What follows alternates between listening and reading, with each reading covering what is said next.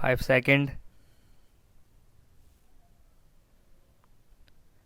Let me now come to the decisions of the wage board.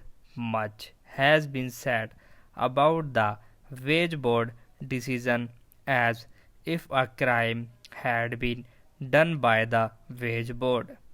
There was a howl from the employers and from among the other quarters as if justice had been brought down to dust. What was the decision of the Supreme Court and what were the decisions of the wage board?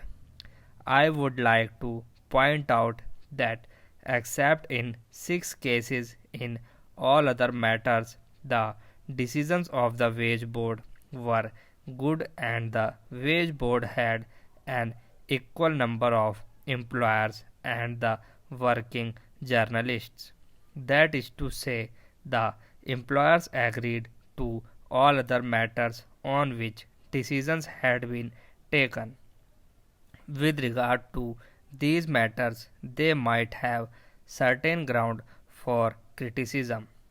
Now the decisions had been taken through mutual talks. The decisions were taken with a view to setting the dispute amicably across the table by mutual talk, and the labor minister took the initiative. Naturally, efforts were made there in order to see how these decisions could be implemented. It was agreed that the employer should not go to court and the working journalist should not also take certain other militant offensive actions. A gentleman's agreement was arrived at.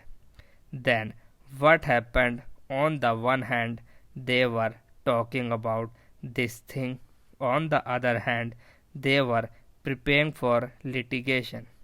On the very day on which this agreement was agreed at and a decision was taken to appoint a body where all the interested parties could discuss and settle matters, a petition was filed on behalf of the employers in the court. Therefore, I think that much of the argument that has been advanced is something which is mischievously wrong, and we ought to take note of it. Sir, according to the Supreme Court, the wage board should not have fixed the wages.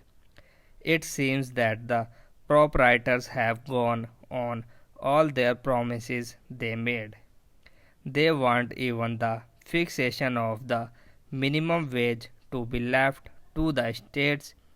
They want the scales to be determined at state levels by tribunals.